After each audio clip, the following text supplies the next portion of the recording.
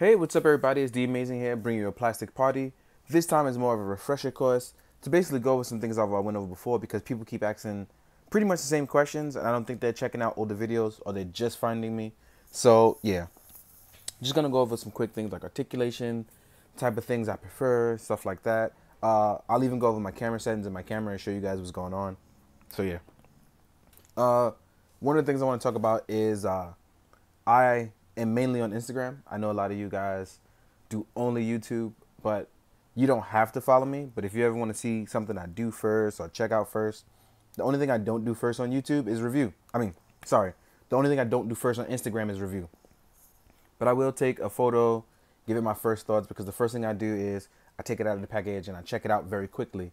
But as far as full reviews, YouTube actually gets that first. So I can see why there's all these other things and questions and stuff like that. Uh, I don't answer YouTube comments. Sorry about that. But if you do have a question, feel free to check out my website. Feel free to email me. Feel free to check me out on Instagram. I will answer it there. Next up. So real quick, we all saw Black Panther at this point. So yeah, all that good stuff. But one of the things I want to talk about is people always ask me about anatomy and posing and how I do things. Basically, I just play with a figure. The same way you see me do it in reviews, what I do is I just go out and I play with a toy. So the first thing I always test out is articulation. And when I test out articulation, one of the things that I've always learned is that if you don't practice your anatomy, whether it's on yourself or on your figures, you won't learn anything, because what happens is you kind of become stagnant in what you're doing.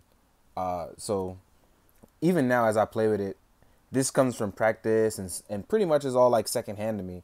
But as you can see, Killmonger can't really turn his head, but I'm testing it anyway, see how far it can go. So let's just roll it down a little.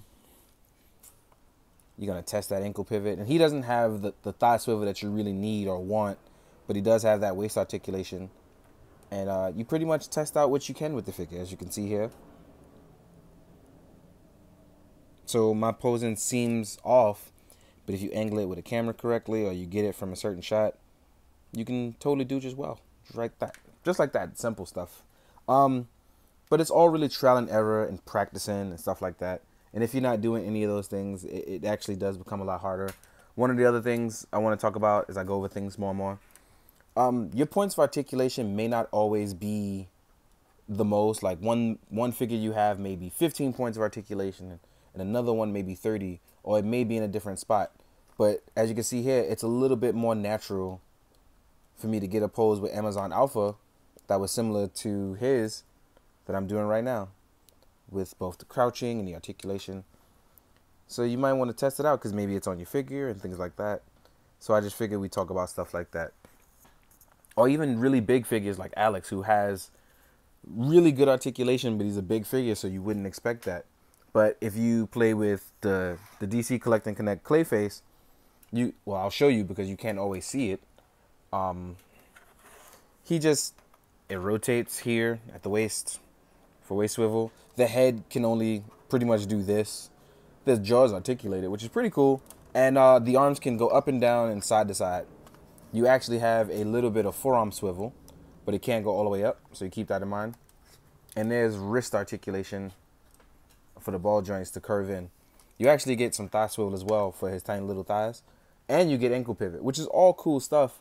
But because he's so big and he can't turn his neck, there's so many poses that you can just get with Clayface. You can't get a whole bunch, but you'll get enough to make him look menacing or do an overpowering shot. So here's a great example. You'll do Clayface, who can't really look down. So what you'll do is you'll try to fold the legs in more to make him look down and counter his weight, as you see I'm doing here. And I want to do Alpha looking up at him. So because Alpha articulation is a little different, what I would do is I'd make these two stand off like this. Fix the shoulder a little. And just like that, voila. I got something going, right? So for me, this would be an ideal shot to test out one of those things I call the big guy versus the little guy, as I usually call against your odds. So this is the kind of shot that I prefer to do because I like to manipulate scaling. Not all things are in scale, but I do enjoy playing with toys of different scales. So this is one of the things that I do. So yeah, I like that. So this is one of the tricks that I do. I feel like everyone should know, I guess. And since I explained it before, but I couldn't articulate my words as well as I can now from practicing on reviews, I'm a little better about it, more relaxed. Or at least I try to be more relaxed, but that's not always the case. So yeah, didn't I tell you about figures like Alex who are really, really big, but he does have a ton of articulation. There's butterfly joints, there's bicep swivel, and if you watch the review, you would already know. But if you didn't, this guy is actually chock full of articulation, and he balances really, really well. So he can actually rotate and balance on his side really well. Just like that, I just, look at that. You know, not a lot of figures can actually do that. So, you know, always test out your figures. That's one of the things I always try to tell people is definitely test out your figures. One more thing I want to cover before I go into camera settings, robots. Oop, I'm all over the place. All right, guys, just fall down. I really enjoy robot stuff, and I don't take nearly enough pictures as I would like to, so I should. Probably gonna get around to doing that. Most robot stuff don't have a thigh swivel or ankle pivot and things like that, but it's getting to a point where we're getting more and more robots like that. So stuff like Unique Toys Onslaught, who is gigantic at this point, and you're going to see half of what he's doing. One of the things I want to talk about is your Transformers posing. It's really easy once you get certain things down. Because Transformers can only be seen in a certain way, or they rotate a certain way. They're seen either walking, transforming, or running. Whereas regular robots, it's pretty much, they'll have the articulation if they don't have the transformation mechanism. So even now, as I do Onslaught, who has the thigh swivel, I can just do him walking. Rotate the head up a little, and he'll balance on his own. And voila, a walking pose. You could do your standard arms up pose and things like that. But just like I always said, with Transformers, you have to be a little bit more careful. But I still think you should test out the articulation on your fingers. On your figures. That's something I think that people should always test out and check out. I'm actually enjoying this figure a lot. So shout out to my boy, SoulGear216, a.k.a. Mr. Moneybags, a.k.a. my main man, Atlanta. He's a homie. So I appreciate you. Shout out to Julio again for that Build-A-Figure Thanos. I got to bring that back to you, so I will.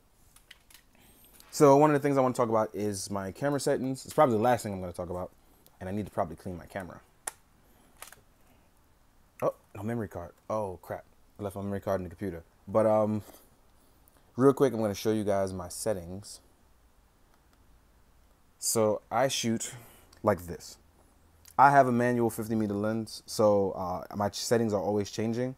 But this is pretty much what I shoot on. It's 1/20. My ISO is 100. There are no real custom settings. But on my lens, I shoot at 5.6 mostly. 5.6 or 4. If I really want to do a larger, bigger shot, I just rotate it to about 11, and then I get on with it. But yeah, I pretty much, that's all I can show you guys. Hopefully I can help more, do more plastic parties. But I appreciate you guys checking this out. I'm gonna do some behind the scenes stuff at the end of the video, and hopefully this has been informative to you guys. Doing my best to be a little bit more outreaching and helping out, considering I'm really not on YouTube like that. I pretty much just post my videos and bounce. So I'm trying to be more helpful here as well. So as usual, guys, hope you found this informative. Thank you for always watching. I do appreciate you guys. Do good, be good, drink your water, guys. Later.